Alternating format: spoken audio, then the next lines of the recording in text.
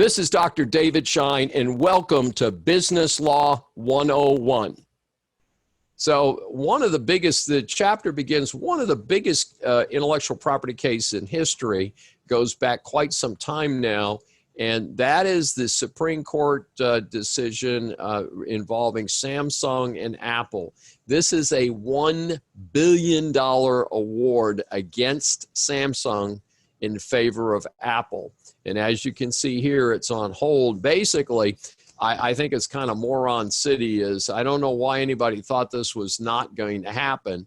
So Apple does not make any of its own products. Everything's contracted out. So Apple goes to Samsung to make the iPhone. Big surprise, while Samsung is making the iPhone for Apple, they come out with a Samsung phone that's a couple $100 per unit cheaper.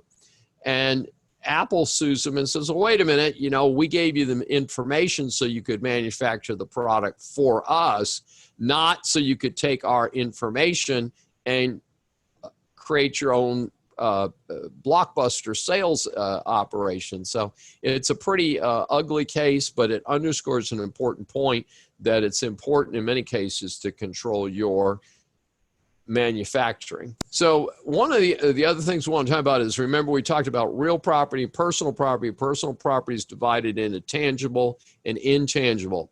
And one of the ways the world has changed is intangible property has become more valuable than the tangible property that you can touch. So I think it's a pretty interesting situation. And a vivid example of that is the sudden value of Zoom, which was in the news today, the incredible appreciation of Apple stock. Apple is basically an intellectual property company. That's all that you're getting when you buy their overpriced stock. And what's interesting about it is that Apple is just about, as far as I know, to build its first factory after all these years. So they've been contracting production, which is why they got into the issue with Samsung, because they weren't making their own phones. Talking about cyber law, and this is probably one of the most important areas that we're dealing with. I mean, the internet is all around us. Cyber communication is extremely important. And again, a lot of intellectual property today is involved in the internet. Software is the hot thing. Like I mentioned, Apple is the most valuable company by market cap, although many of you may know that Apple shares and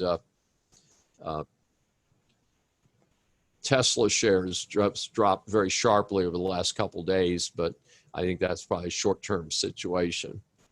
Now, criminal law aspects, when you're talking about cyberspace, probably best known example of that are people holding computer systems for ransom, people stealing your identity, things like that. That's what we're talking about here. This is Dr. David D. Schein for Business Law 101. If you've enjoyed this episode, we invite you to subscribe on your favorite platform.